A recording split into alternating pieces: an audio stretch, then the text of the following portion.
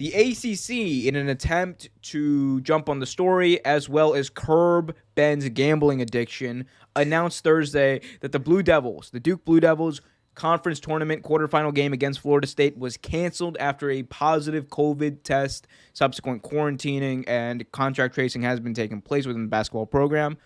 But it didn't end there. The Duke athletic director, Ken White, put out a statement where he said that they were going to cancel the entire rest of their 2020-2021 season, snapping the Blue Devils streak of 24 consecutive NCAA tournaments. And Coach K came out with a statement. I am extremely proud of the collective attitudes and efforts, which could not have been stronger. We are disappointed. We're disappointed we cannot keep fighting together as a group after 2 outstanding days in Greensboro. This season was a challenge for every team across the country, and as we have seen over and over, this global pandemic is very cruel and is not over. It's not yet over. As many safeguards as we implemented, no one is immune to this terrible virus. So we see once again for the second year in a row, the NCAA tournament potentially is affected by the COVID-19 crisis. We also have the University of Virginia pulling out of the ACC tournament, number 11 Kansas pulling out of the Big 12 tournament, and Kentucky ending their season. So a lot of big-name schools ending their seasons. We have the future of Virginia and Kansas, who I want to note can still finish their season, but there's got a lot to be worked out with COVID testing and contact tracing. But we're seeing it happen once again, right around the same time as last year. Sports, mainly March Madness, which we missed out on last year, being affected. Ben, what do you think about this? I know you have strong opinions. Yeah, I mean, bad year for the blue blood schools. But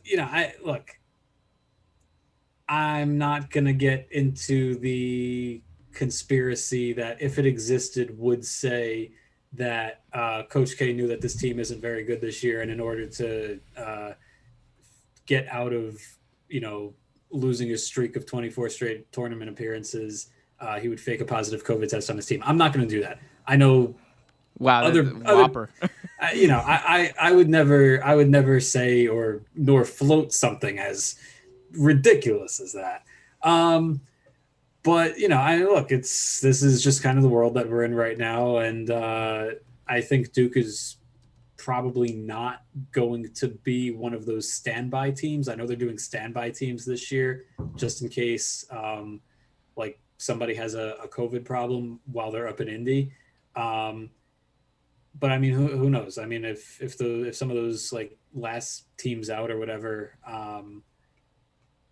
like if Duke is on the bubble, if they're supposed to be on the bubble, if they could sneak in as someone's replacement because of COVID, I guess good for them. But it's just kind of this is the state of the world right now, and Duke probably wasn't going very far anyway. I mean, they had their best player already drop out basically for the season, so this is kind of where they are. Not much to be said here aside from that. Yeah, I mean, look, I hate that school down in Durham as much as anybody. Like, I grew up a huge Maryland fan, so I have no love lost for them. I'm actually quite frankly happy to see them not being able to win a championship. I think they chose to just deal with it by canceling their season. And what worries me is that I think you might see, now that Duke has done it, now Kentucky's done it, you might see other teams and other colleges, if they have similar problems, especially closer to March Madness, do the same thing.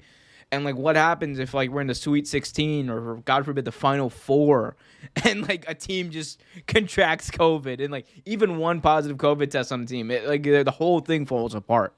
So, that's, like, that's the nuclear scenario. That's the worst-case scenario. But, like, it's, again, these things aren't that, like, out of the realm of possibility, I don't think. Yeah, well, I mean, I don't think it's that likely because, I mean, they're going to be doing the bubble up in Indy. So, I mean, it's the chances that we're going to see somebody have to drop out of the NCAA tournament, I'd say are pretty low. But, again, like, I don't think they're going to be like canceling, or, I mean, they're going to cancel games, and the team that isn't able to play is just going to not play. I mean, there might be some cases where a team gets lucky. I don't know exactly what their rules are. If like, you know, a Sweet 16 game um, gets canceled or whatever, and then the next day an Elite Eight game gets canceled, would they just play those games on the week after? Like, I don't know what the rules are, what the protocols are going to be. I think they're just kind of hoping everything runs smoothly, but who knows? We'll see. It's I definitely think going to be a new experience for everybody. yeah. I mean, that's basically what they did with the NFL playoffs and the NBA playoffs. So that's the best you can do, really, under the circumstances. And well, we know, as people who love March Madness, as people who love to fill out the brackets, we were left wanting last year. We were left really wanting to. I just wanted the chance to fill out my bracket. I didn't like they could have started it. I just wanted to be able to knowingly fill it out and because it's like a tradition I do every single year, and last year I wasn't able to do that. So we wish the NCAA the best. Take care of these kids. Please take care Yeah. of these kids. I mean, they didn't even release a bracket last year. Like, we were basically done with. Well, no, I mean, there were a lot of conference tournaments to still be played, but they. It would have been nice if they just put a bracket out and just been like, here, we're not going to play it, but just have fun with it, fill it out, whatever. Like that could have been a nice little gift from them. But no, I mean, everything kind of sucked last year, so it's just kind of what we got stuck with. Thanks for watching this video from Real Take Sports Talk. Remember to like, share, subscribe, hit that notification bell so you get notified whenever a new video is released. Also, remember to check out our live show every single Thursday at 8 p.m. right here on the YouTube channel. And remember, keep it real.